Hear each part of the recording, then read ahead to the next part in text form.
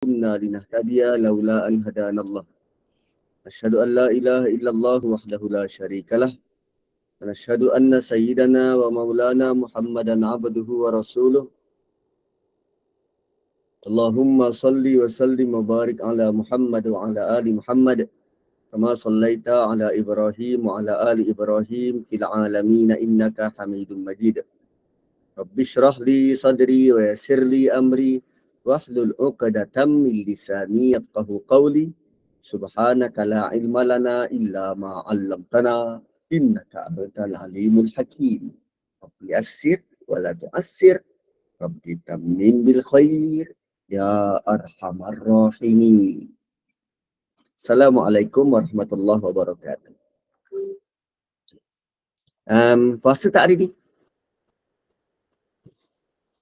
Kalau tak puasa, kejap lagi boleh ke dapur? Okey. So kita nak masuk surah baru, surah Hasyr, surah yang ketiga dalam turutan surah-surah musabbihat, surah ketiga dalam turutan surah-surah musabbihat. Dan bear in mind, perlu disediakan minda bahawa surah-surah musabbihat ini ada dua tuntutan utama. Jihad dan harta. Jihad perang dan harta. So kedua-duanya perlu kepada kesungguhan. Dan 10 surah ini dia nak memugar kembali iman. Sebab tu dia punya gesaan-gesaan dalam surah ini akan tumbuh kepada dua topik ni lah, tentang harta dan tentang jihad fi sabilillah. Harta dan kesungguhan di jalan Allah. So surah ini surah yang ke berapa dalam Quran? Surah yang ke-59 dalam Quran. Surah ini dimulakan dengan sedikit latar belakang sejarah tentang isu pembelotan salah satu daripada 3 kelompok Yahudi yang berada di Madinah. Ada 3 kelompok Yahudi di Madinah. Pertama Qainuqa, yang kedua Quraizah, dan yang ketiga Nadir. Qainuqa, Quraizah dan Nadir. Ketiga-tiga ini akhirnya diusir dari Madinah sebab dia melakukan pembelotan. Dan surah Hasyr ini menyentuh bagaimana peristiwa pengusiran itu.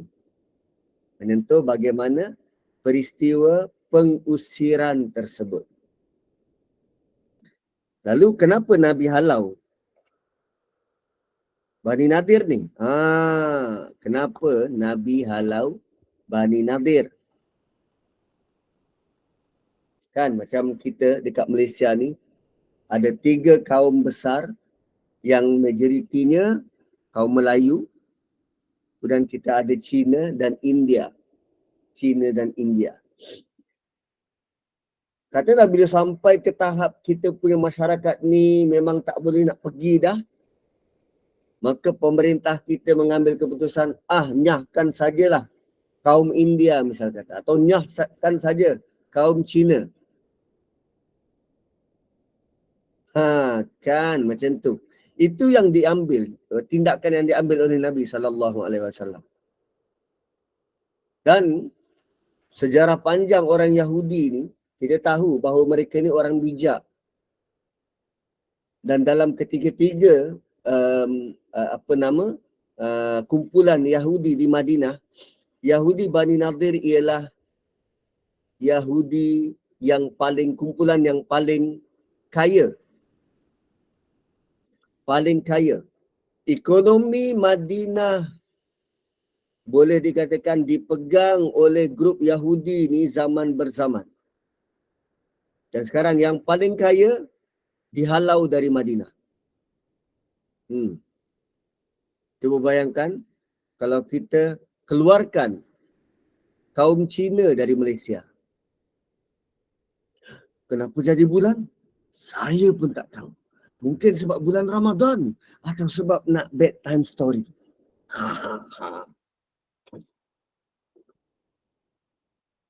Layankan je lah.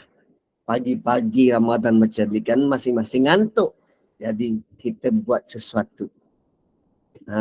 Supaya hilang ngantuk. Okey. So, bayangkan kalau kita nyahkan kaum Cina daripada Malaysia. Apa impaknya? Kesan paling besar adalah pada ekonomi. Semua gedung-gedung besar di Malaysia dikuasai oleh Cina. Dan sekarang ni ekonomi Madinah dipegang oleh Bani Nadir. Yes, lebih kurang sama dengan Bani Nadir. Dan ini peristiwa penghalauan mereka, pengusiran mereka daripada Madinah. Keluar engkau dari sini, kami tak perlukan hartamu. Sama macam tu. Ui, keputusan ni adalah keputusan yang luar biasa. Berat dan luar biasa. Nah, dia bukan kecil anak. Bila kita baca Quran, kita akan jumpa ayat-ayat, berkaitan dengan tadbir urus kerajaan dan negara. Quran bukan sahaja cater, Quran bukan sahaja melayani masalah-masalah diri individu, nafsunya, nafsu makan, nafsu mata, nak kahwin, nak itu, nak beranak, nak bersalin. Tak, bukan hanya itu. Tapi isu kenegaraan, isu hubungan dua hala, isu pembelotan, pentadbiran, isu yang besar-besar, hubungan antara dua negara. Sebab Nabi, dia one and for all. Dialah hakim, dialah qadi, dialah imam, dialah presiden, dialah ketua angkatan tentera. Semua dia. Dia memakai semua topi. Dan dia boleh jadi contoh dalam semua topi yang dia pakai. Beza dengan kita baru pakai topi bapa. Kita dah terseliuh dan terkehil. Kita baru pakai topi anak, tak nak hormat mak bapak. Kita baru pakai topi suami, asyik nak marah-marah isteri.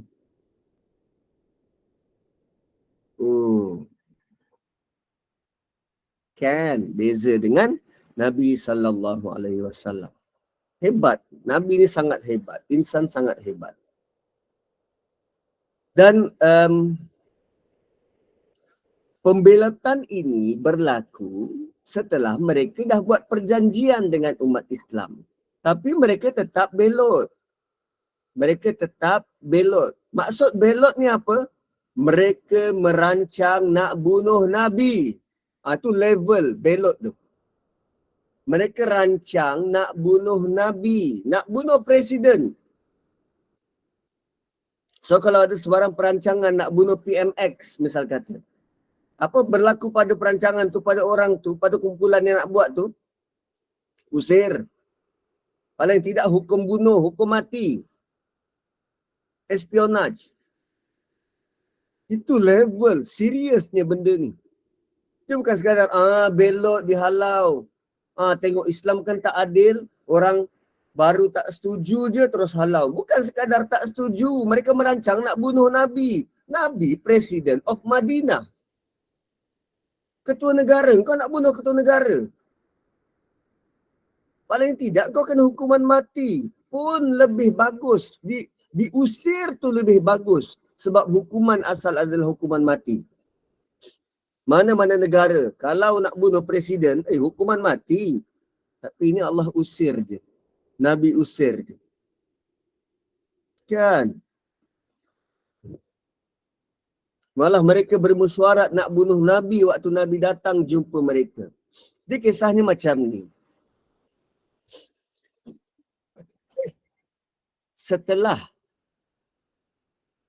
Setelah umat Islam mengalami kekalahan Perang Uhud pada tahun ke-3 Hijrah, maka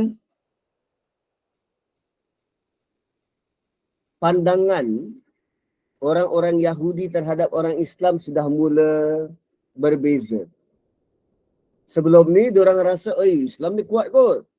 Perang Badar dia menang. Islam ni kuat. Perang Badar dia menang. Tapi setelah kalah pada perang Uhud setahun selepas tu, mereka sudah rasa, diorang sudah semakin lemah. Diorang sudah semakin lemah. So bila dia tahu makin lemah, maka diorang makin lemak. Diorang pun makin lemak. Jadi ada berlaku satu peristiwa, orang Islam dia terbunuh tawanan perang. Ada berlaku perselisihan macam tu, terbunuh tawanan perang. Jadi kerajaan Islam diminta bayar diat. Bayar apa? Bayar diat. Diat ni apa? Compensation, ganti rugi sebab terbunuh. Sebab terbunuh. Jumlahnya itu besar dan banyak. So Nabi SAW sebagai pemimpin negara, maka baginda buat keputusan, apa kata kita minta bantuan dari Bani Nadir sebab mereka kaya. Tong-tong, penduduk Madinah tong-tong untuk bayar diat. Terutamanya minta pada Bani Nadir. So Nabi pun pergi dengan sahabat, pergi ke perkampungan Bani Nadir ni, nak buat negotiation tu, nak buat perbincangan.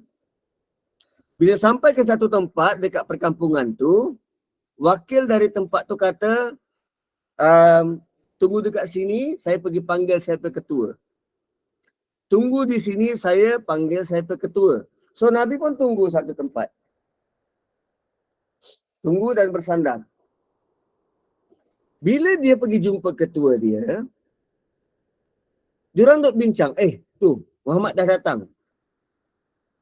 Apa nak buat ni? Kita bunuh je lah. Bunuh, kau berani ke? Kan nanti kalau Jibril bagi tahu tu macam mana? Tu dalam perbincangan tu. Perbincangan nak bunuh tu, mereka masih sedar. Nanti kalau Jibril bagi tahu macam mana?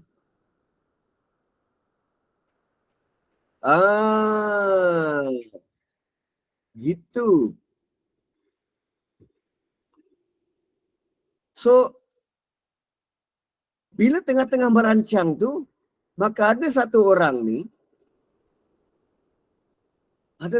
dia kata, kita bunuh je lah. Kita bunuh. Kau letak tadi dia kat mana? Dia dekat tu, bersandar kat tempat gini. Atas tu ada satu batu. Kita tolak batu tu, jatuh kena Nabi. Dia mati. So dirancang untuk tolak batu besar daripada atas bukit, seolah-olah macam accident, Nabi mati. Gitu. Dan Jibril datang bagi tahu Nabi. Jibril datang bagi tahu Nabi. Nabi bangkit terus beredar. Sahabat yang lain terkejut. Kan diorang tengah tunggu dekat holding room. Nabi tiba-tiba bangkit, bangun, terus balik Madinah. Sahabat terus ikut. Tak ada tanya. Sampai Madinah, Nabi utus satu utusan pergi jumpa Yahudi Bani Nadir. Aku bagi engkau 10 hari untuk kemas, korang punya barang, kemas, bawa korang punya harta semua, berambus dari Madinah. 10 hari aku bagi masa.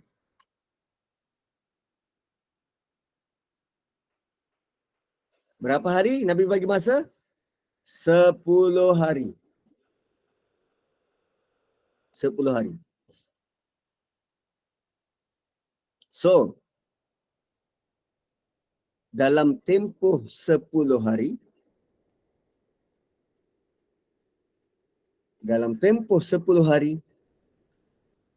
datang pula Abdullah bin Ubay bin Salul. Pergi jumpa dengan Yahudi Bani Nadir. Dia kata, weh sahabat, korang nak pergi mana ni kemas-kemas? Orang Islam bagi kami 10 hari untuk beredar. Relax, jangan takut, relax.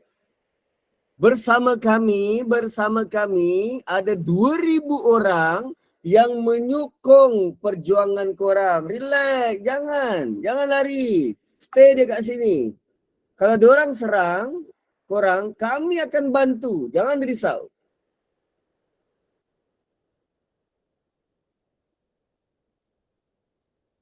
Tu orang munafik. Relax, jangan risau. 2,000 kok, 2,000. 2,000. Jangan risau. Kami akan bantu.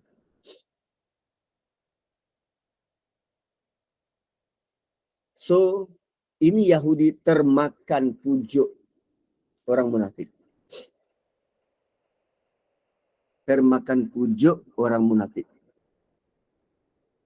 So, by the way, kekuatan ketenteraan Yahudi Bani Nadir pada waktu itu sebenarnya menyaingi kekuatan ketenteraan tentera Islam yang berperang dekat Uhud. Yahudi Bani Nadir ada 600 ke 700. 600 orang tentera yang siap bersenjata. Waktu perang Uhud, kan tentera Islam keluar 1,000 orang. 1,000 orang. 3/4 dari perjalanan sampai ke 3/4 perjalanan, 300 orang patah balik. 300 orang, ketuanya Abdullah bin Ubay, 300 orang patah balik. So yang berperang dalam perang Uhud 700. Dari 700 itu 70 orang syuhada. 70 orang syuhada, 700 tolak 70, 630. So sekarang tentera Islam tinggal 630. So sama. On paper sama kekuatan. So Yahudi hitung-hitung 600, kami 600, dorang 600 tambah sokongan dari orang ni Abdullah bin Ubay 2,000. Boleh makan, jangan risau. On paper. Dia punya congak begitu.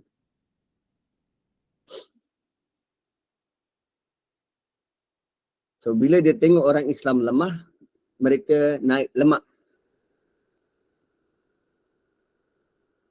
Maka amaran 10 hari diabaikan. Sampai hari ke-10. Mereka masih tidak beredar, maka Nabi dan para sahabat mengepung perkampungan Yahudi Bani Nadir. Kepung. Diorang punya perkampungan ni ada kubu. Yahudi ni dia kalau dia berperang, dia suka berlindung di balik kubu sampai sekarang.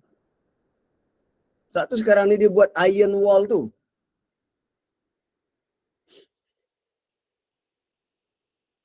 Dia buat apa nama yang curtain apa benda tak tu.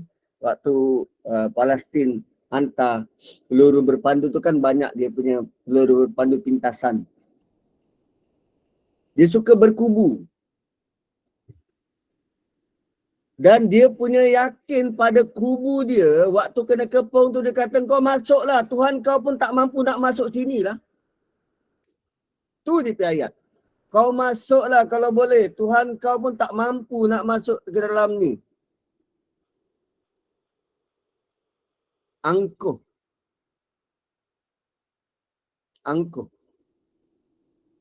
Kat mana dia dia punya ayat tu.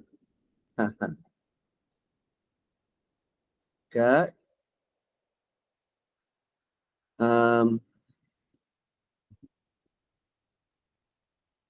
ni. Wa zannu annahum mani'atuhum husunuhum minallah. Mereka menyangka bahawa benteng-benteng mereka akan dapat menahan serta memberi perlindungan kepada mereka dari Allah. Allah rakam dalam ayat ni. Mereka menyangka benteng mereka akan dapat menahan mereka, dapat beri perlindungan dari Allah. So bila dikepung, semestinya menemui jalan buntu. Hari pertama kepung, hari kedua kepung, hari ketiga kepung. Dan kemudian pada suatu hari, maka Nabi arahkan pada para sahabat untuk memotong pokok-pokok tamar. Tuan-puan, dalam peperangan, etika peperangan Islam tak boleh tebang pokok, tak boleh serang wanita, tak boleh serang kanak-kanak, tak boleh serang padri, imam, tak boleh. Tak boleh serang orang tua. Hatta nak patahkan ranting pun tak boleh. Itu undang-undang perang dalam Islam. Tapi ini kali Nabi arahkan, tebang tu pokok kurma. Yes, tebang dan bakar. Yahudi kat dalam tembok sudah mula terkejut. Oi, mana boleh tebang oi? Mana boleh bakar?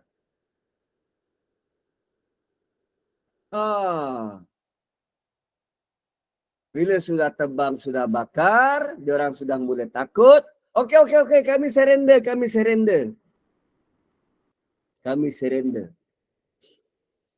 Maka bila sudah surrender, Nabi kata, aku bagi kau tempoh 1 hari. Untuk kemas barang kau atas 1 ekor unta dan berambus. Beredar dari sini. Asalnya 10 hari, diorang boleh bawa berapa banyak barang diorang boleh bawa. Diturunkan jadi 1 hari dan 1 ekor unta bagi 1 keluarga. Kan rugi. Rugi. So, diorang beredar. Surah ini menceritakan apa yang berlaku. Surah ini menceritakan apa yang berlaku. Kita baca sejarah. Kita baca catatan sejarah. Tulisan-tulisan ulama tentang sejarah tu. Apa pandangan sahabat tentang sejarah. Surah ini adalah apa pandangan Allah terhadap sejarah. Itu bestnya surah ni. Bagaimana Allah bercerita tentang sejarah yang berlaku. Lain kan? Lain. Gitu. Okey. Sebab kalau orang bercerita, kalau saya bercerita tentang opah lah misal kata, kan hari tu kita doakan kesihatan kepada opah, kan hari tu opah jatuh. Kita hanya boleh bercerita tentang opah jatuh, dia sakit, nampak kakinya bengkak begitu dan begini. Tapi kita tak tahu apa dalam hati opah. Apa yang dia fikirkan, apa yang dia rasa, bagaimana perit derita dia. Melainkan kalau opah yang bercerita. Kan? Sekarang ni yang cerita adalah Allah Subhanahu Wa Taala. Allah tahu apa yang berlaku dalam hati dan Allah reveal apa yang berlaku dalam hati.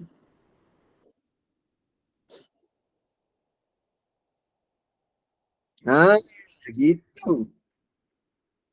Sebab bila kita cerita tadi, cerita secara secara general, maka kita terus buat kesimpulan-kesimpulan. Oh, hebatlah strategi Nabi, tu kan. Hebatlah strategi Nabi, sombongnya Abdullah bin Ubay begini dan begini jadi palsu dia. Tengok apa yang Allah reveal. Apa yang Allah reveal. Jom kita pergi ayat pertama. Are you ready? Kalau ready, kasih angguk 1 kali. Kalau belum ready pun kasih angguk lah 1 kali. Okey. So ayat pertama surah ini, sabbahalillahi ma fis samawati wa ma fil ardi wa huwal azizul hakim. Sabbaha daripada perkataan sibah, dan sabbaha dalam bentuk fi'il madhi, telah berlaku. Telah berlaku. Allah bagi tahu kita makhluk seantero alam ini telah pun bertasbih kepada Allah.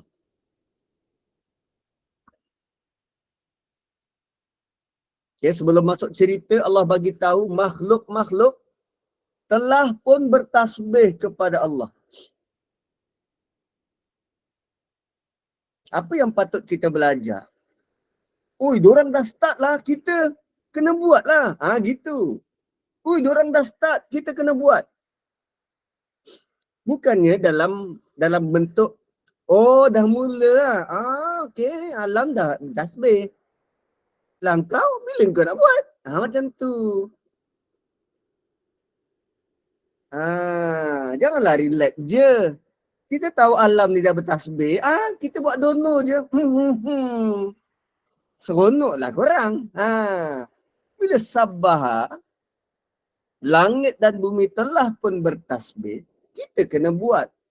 Dan sabah, perkataan tasbih ni tuan-puan, kita tahu dia bermaksud berenang dengan laju. Berenang dengan laju, kan, sentiasa di atas permukaan. Sentiasa menyucikan Allah.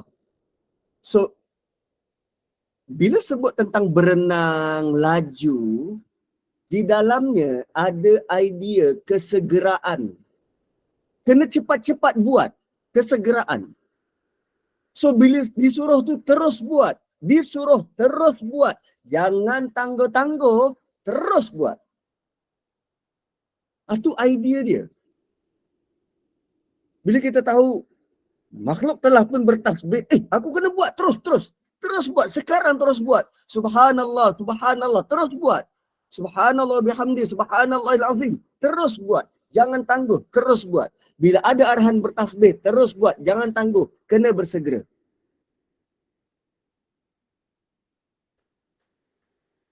Dan tasbih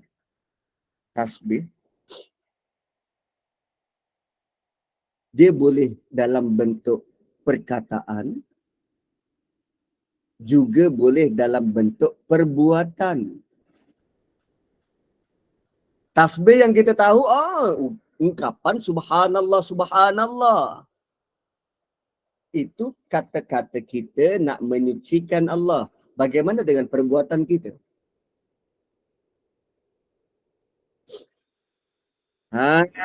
Kan? So, cerita ini adalah tentang, ayat selepasnya adalah tentang bagaimana tindakan-tindakan, apa perbuatan-perbuatan kita yang perlu kita lakukan supaya kita diiktiraf sebagai bertasbih kepada Allah.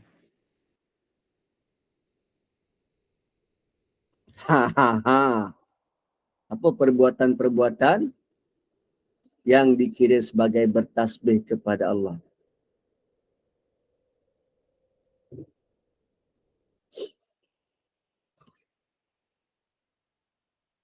Solat. Tapi dalam ni peperangan. Cerita dalam ni peperangan. Jom kita tengok. Sebelum tu Allah bagi tahu.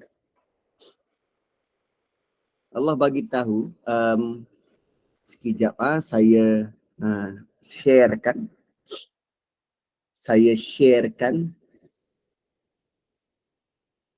Surah 59 tadi kan, Hasyar. Kalau surah Hadid, dia punya bunyi sabbahalillahi ma fis samawati wal ardi wa huwal azizul hakim. Okey? Sabbahalillahi ma fis samawati wal ardi wa huwal azizul hakim. Sementara surah Hasyar, Sabbahalillahi ma fis samawati wa ma fil ardi wa huwal azizul hakim. Ada beza ha? Apa beza dia? Dekat surah Hadid tiada wama fil ardi. Wama tu tak ada. Okey, lagi sekali. Surah Hadid, Sabbahalillahi ma fis samawati wal ardi wa huwal azizul hakim. Hadid. Surah Hasyar, Sabbahalillahi ma fis samawati wa ma fil ardi. Ma ni tak ada dalam surah Hadid. Kenapa? Kerana dalam surah Hadid, besi datang dari langit. Besi datang dari langit dan Allah cerita apa yang datang dari langit. So memadai Allah sebut.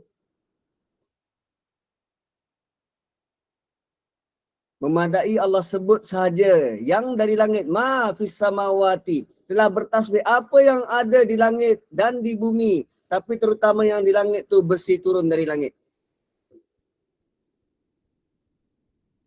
Tapi kali ini peristiwanya berlaku di bumi. Maka tumpuannya wama fil ardi secara khusus. Tapi ada juga ayat ma fis samawati tu Ustaz. Oh, malaikat-malaikat juga turun dari langit untuk membantu di bumi. Tapi dalam surah Hadid tak sebut tentang bumi. Tak ada sebut tentang bumi. Gitu. Kan kurniaan besi dari langit. So kita perlu mengagungkan Allah kerana kurniaan besi dari langit tu. Surah Hadid. Cuba tengok pula surah Shaf. Sabbahalillahi ma fis samawati wa ma fil ardi. Ada wa ma fil ardi. Sebab dalam surah Shaf ada cerita tentang Isa, Musa. Tentang dunia. Kan? Ya ayyuhallazina amanu hal adulukum ala tijarah. Kemudian surah Jumu'ah. Yusabbihu lillahi ma fis samawati wa ma fil ardi. Sebab ada hari Jumaat. Dan surah Taghabun. Yusabbihu lillahi ma fis samawati wa ma fil ardi. Sebab dia berkaitan juga dengan di bumi. Tu azwajikum wa auladikum. Gitu. Hanya surah Hadid yang tak sebut tentang wa ma fil ardi. Kenapa Ustaz highlight benda tu? Sebab kalau kita nak menghafal nanti, kita bolehlah camkan kat mana yang ada wa ma fil ardi, kat mana yang tak ada. Hanya surah Hadid yang tak ada wa ma fil ardi. Boleh gitu? Okey. Wa huwal azizul hakim. Dialah yang maha kuasa lagi maha bijaksana. Kebertasbihan kita, itu bahasa Melayu ke? Kebertasbihan. Kita bertasbih kepada Allah, alasan utamanya kerana kekaguman kita terhadap pemerintahan, pentadbiran, kekuasaan Allah yang tiada tara dan kebijaksanaan Allah Subhanahu wa taala. Kekaguman kita terhadap dua sifat ini berdasarkan ayat-ayat yang kita bakal lalui, itulah menjadi punca, menjadi alasan keperluan kita bertasbih pada Allah. Alam ini sudah lama kagum pada Allah, lalu mereka sentiasa meninggikan nama Allah. Kita yang belum kagum, sehingga kita perlu diturunkan Quran untuk kita baca supaya lahir kekaguman tu.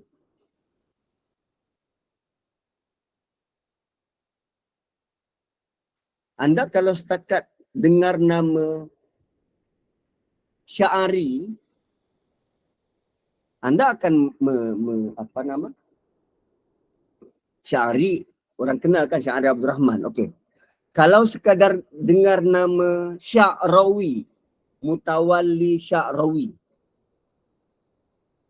Kalau sekadar dengar nama tanpa kenal orangnya, kita takkan rasa apa-apa. Tapi kalau dikenalkan Syekh Mutawalli Sya'rawi, antara ulama tafsir yang sangat unggul dari kerajaan Mesir. Dia antara ulama yang begitu lantang dan berani menasihati Presiden Husni Mubarak sewaktu beliau memerintah. Husni Mubarak tak berani nak ambil apa-apa tindakan pada ulama tafsir ni sebab begitu pegangannya terhadap Quran. Baru kita kagum. Samalah macam Allah Subhanahu Wa Taala. Tanpa kita mengenali Allah, kita tak rasa apa-apa. Tapi bila kita mula kenal, maka kita tanpa dipaksa, automatik, dengan rela hati, sepenuh hati, akan mengagungkan nama dia bila-bila masa. Gitu. Sabbaha lillahi ma fis samawati wa ma fil ardi wa huwal azizul hakim. Ayat kedua. Bagaimana nak bertasbih? Huwallazi, dialah. Nah, kan tadi ada komen, wow hebatnya strategi pemikiran Rasulullah. Kan, strategic thinking Nabi. Tak. Allah ambil kredit atas usaha tu. Dialah. Siapa yang buat semua ni? Dia. Nabi ke yang buat? Tak. Dia. Siapa yang arahkan mereka keluar 10 hari? Dia. Siapa yang utuskan Rasul untuk ingatkan Nabi ada orang nak bunuh Nabi? Dia.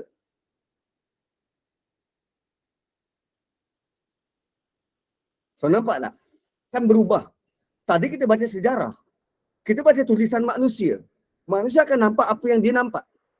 Tapi sekarang kita sedang membaca bagaimana Allah menerangkan tentang sejarah. Huwallazi, dia. Dia yang buat. Baru kita rasa, wow. Baru kita rasa nak bertasbih, subhanallah. Maha suci engkau ya Allah. Semua engkau. Huwallazi, dia. Apa yang dia buat? Akhrajal ladzina kafaru min ahlil kitabi min diyarihim li awwalil hasyr. Dialah yang mengeluarkan orang-orang kafir dalam kalangan ahli kitab itu dari rumah-rumah mereka, dari tembok-tembok mereka, dari apa nama dia? Kubu-kubu mereka. Li awwalil hasyr, sebagai pengusiran julung kali mereka berhimpun. Kenapa li awalil hasyr? Sebab kita akan berhimpun kali kedua yaumal mahsyar nanti. Kenapa Allah tak panggil Yahudi Bani Nadir? Kenapa Allah gelar alladzina kafaru min ahlil kitab? Yahudi Bani Nadir adalah ahli kitab. Cuba tengok panggilan Allah begitu spesifik buat mereka tanpa sebut nama kaum. Allah iktiraf mereka ni orang Yahudi ahli kitab. Tapi ahli kitab jenis yang ini, jenis yang kufur. Allah beri pada spesifik grup alladzina kafaru min ahlil kitab. Dia tak sama macam kita. Rakyat Malaysia tak puas hati dengan orang Cina, semua orang Cina kita bash. Tak puas hati dengan orang Melayu, semua orang Melayu kena. Tak puas hati dengan orang India, semua orang India kena. Allah bila dia bagi keputusan terus spesifik grup, tak libatkan yang lain. Ahli kitab yang lain tak terasa. Sebab mereka sendiri akui dalam kalangan ahli kitab memang ada yang kafir. Memang ada yang kufur. Kalau dalam kalangan ahli kitab ada yang kufur, dalam kalangan orang Islam, dia yang keluarkan mereka. Dia yang keluarkan mereka. Diar ni, dar, rumah, kubu. Manusia paling susah diusir bila dia dah masuk dalam rumah. Manusia paling susah diusir bila dia dah masuk dalam rumah. Suruhlah dia keluar macam mana pun. Tak ada undang-undang yang kita boleh ceroboh masuk dalam rumah orang. Tak ada, melainkan perintah mahkamah. Kita menyorok pun dalam rumah. Kan. Allah kata dia yang keluarkan. Tuan-puan, bagaimana komposisi on paper tadi? Orang Islam 600 tentera, mereka juga 600 tentera. By default orang Islam baru kalah dari perang Uhud, morally down. Baru kalah perang Uhud, morally down, moralnya jatuh. Tentera ni, kalau dia nak berperang, moral kena tinggi, semangat kena tinggi. Kalau tak nak angkat senjata pun tak mampu. Moral tengah down. Dan sekarang kena pula mengepung dan nak berperang dengan Yahudi yang diorang ni fresh. Malah mereka ditiup semangat akan ada 2,000 bantu. Wah, 2,000 bantu. Kami semangat fresh. Sehingga Allah Subhanahu Wa Taala bagi tahu kita bahawa umat Islam pada waktu itu tidak menyangka bahawa orang-orang Yahudi akan keluar sebab bilangan mereka ramai, pertahanan mereka kuat.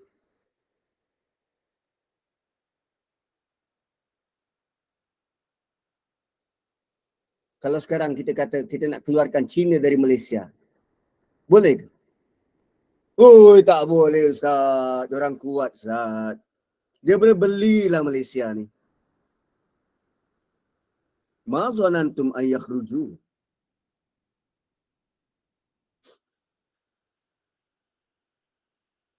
Ma zanantum ayyakhruju.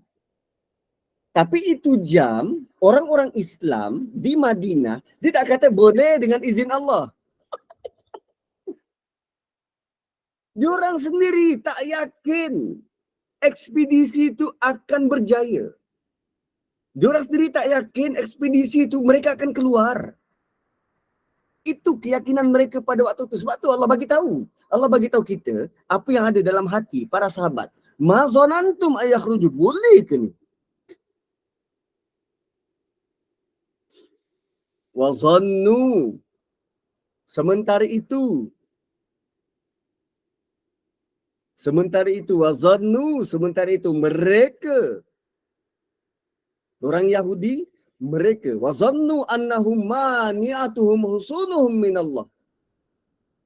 Sementara itu mereka menyangka bahawa kubu-kubu mereka, benteng mereka sangat kuat. Hisan, husun, Benteng-benteng mereka sangat kuat, boleh menghalang dari Allah.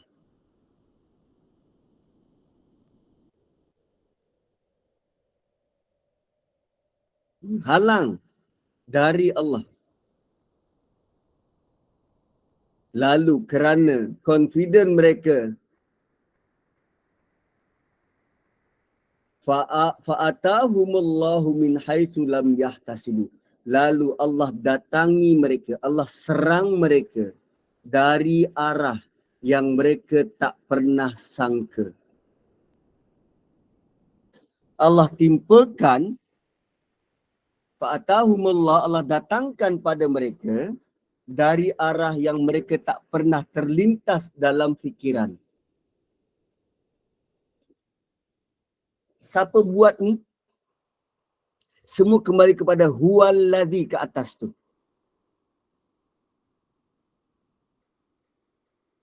Orang Islam tak confident menang. Orang Yahudi confident menang. Sekarang Allah kata fa'atahumullah min haitsu lam yahtasibu. Allah serang mereka melalui jalan cara yang mereka tak pernah terlintas dalam fikiran. Apa dia? Wa qazafa fi qulubihimur ru'b. Allah lempar perasaan cemas dan takut dalam hati mereka.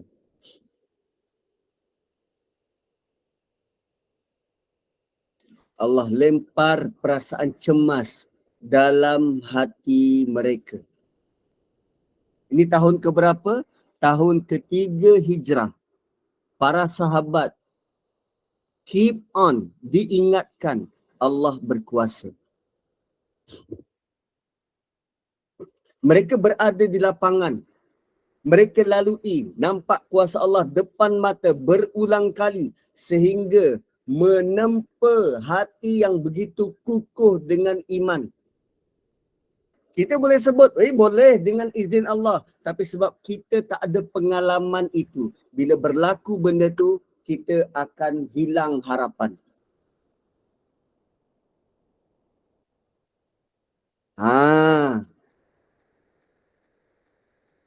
Sekarang ni para sahabat, dia bukan sekadar boleh ungkap. Boleh dengan izin Allah. Tapi dia dahulukan dengan usaha. Kepung, pergi kepung. Tak confident, pergi kepung. Sebab bersama kita Rasulullah. Tahun ketiga. Tahun ketiga perang Uhud, tahun keempat. Lepas perang Uhud. Lepas perang Uhud. Wa qazafa fi qulubihimur ru'b.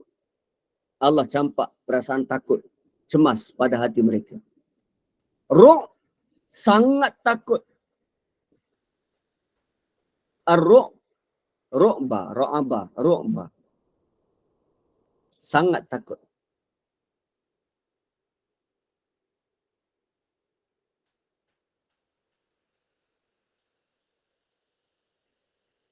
Ru'ba ni dia takut.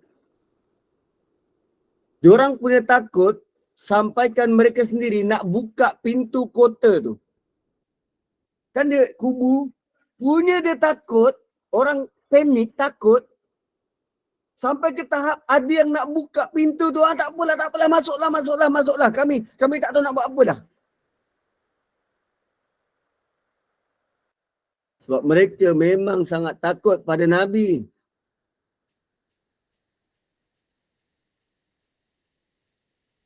Dan Allah usir mereka tanpa perlu berperang pun sebenarnya. Allah bantu umat Islam. Allah bantu para sahabat.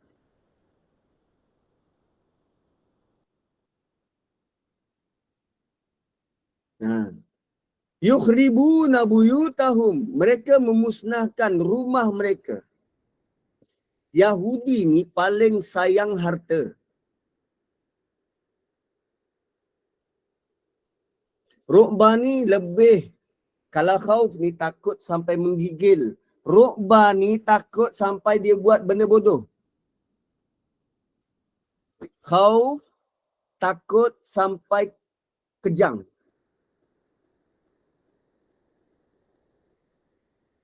So kita takut pada Allah waktu solat tu khauf dan roja, sampai ke tahap kita nak gerak tangan kita ni tak mampu. Rukba, kita takut sampai tak solat. Bila berlaku gempa bumi, orang duk lari jerit, tak ada apa-apa, tu rukba.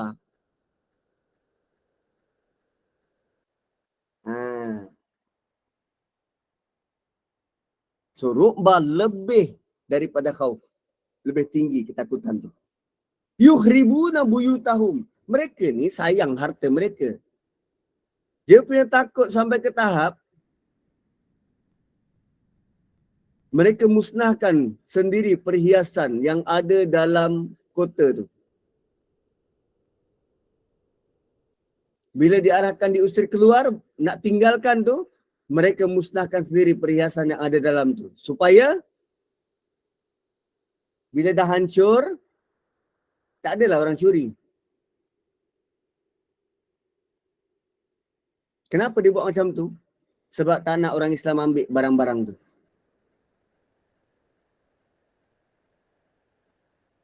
So sebab dibenarkan satu ekor unta bawa muatan, mereka sampai ke tahap cabut pintu, dinding rumah, tu awning semua tu buka, bawa.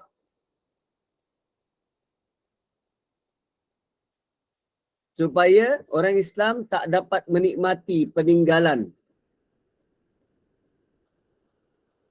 Bagi dia, kalau dia tak pakai, tak dapat pakai, orang lain pun tak boleh pakai. Nampak tak perangai Yahudi? Kita pun ada, tuan-tuan. Kita pun ada. Kita pun ada.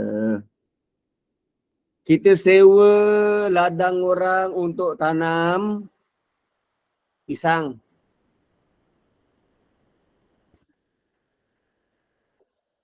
Tiba-tiba owner kata, minta maaf lah, saya tak dapat nak bagi sebab saya nak jual tanah ni.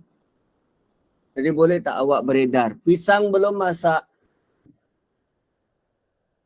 Oh, kau nak aku keluar sekarang? Okey, kalau macam tu, aku tak dapat pisang ni, kau pun tak dapat. Terus dicantas pisang tu.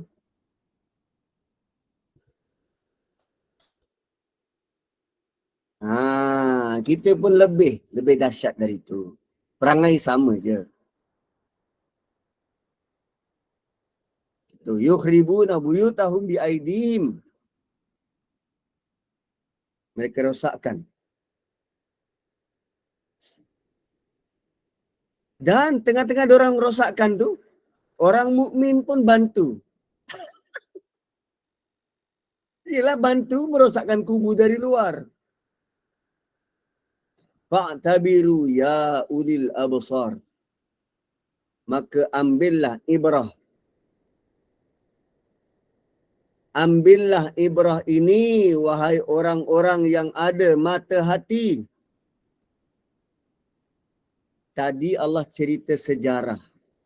Allah tutup dengan seruan, gesaan, arahan buat kita yang sedang membaca. Orang yang sedang baca. Kamu Nazri. Kamu Fa'tabiru. Ambil iktibar ni. Wahai orang-orang yang ada mata hati, yang celik mata hati. Kamu yang sedang baca ni. Ambil iktibar. Apa iktibar yang kita boleh dapat sepanjang ayat 2 ni? Sejarah Bani Nadir, perang Bani Nadir, Allah ringkaskan dalam satu ayat. Ayat 2. Cuba kita tulis buku sejarah. Berjela-jela pandang, ada perenggan-perenggan, berperenggan-perenggan. Kita kalau boleh nak perincikan setiap satu, tak Allah bagi tahu mukaddimah ni dah. Ni, satu ayat ni je. Ambil iktibar. Kamu sangka kamu tak boleh menang. Sebab kamu sangka hanya kamu yang buat. Cuba bergantung pada Allah sikit. Kamu overconfident yang kamu boleh menang. Allah boleh gagalkan sekelip mata. Cuba bergantung pada Allah sikit. Ingat Allah sikit. Oh, kamu ingat rancangan kamu ni perfect. Plan daripada pagi begini. Akan dapat begini. Kan melabur di ASB. Tiap-tiap tahun akan dapat begini dan begini pulangan. Tanpa bergantung pada Allah. Allah boleh saja hancurkan plan itu. Bila-bila masa dari jalan yang kita tak pernah terlintas. Tak pernah terfikir. Orang berlumba-lumba buat loan ASB begini. Tiba-tiba COVID. Bank negara naikkan OPR. Orang tak pernah fikir bank negara akan naikkan OPR. Min haitsu lam yahtasibu. Wa qadhafa fi qulubihimur ru'b. Tiba-tiba kita diserang rasa ketakutan. Heart attack. Dapat COVID pun tak apa, mati. Hai orang beriman. Ambil iktibar dari benda ni. Jangan confident sangat terhadap usaha diri. Sebaliknya, jadikanlah usaha diri itu sebagai cara untuk bertasbih pada Allah. Dahsyat. Dahsyat.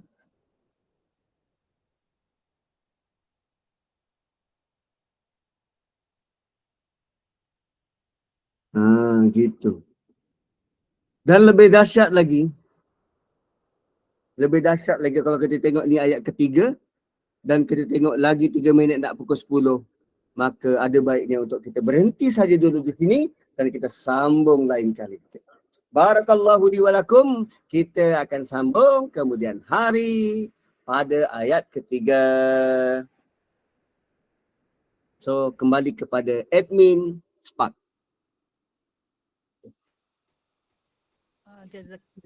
Jazakillahu khairan yang mulia Ustaz atas ilmu yang disampaikan tadi. Semoga kita mendapat manfaat dan kepahaman dalam tadabbur Al-Quran dan Allah meridainya. Saya kembalikan kepada Ustaz untuk menungguhkan majlisnya dengan membaca tasbih kafarah. Ustaz, silakan Ustaz. Terima kasih.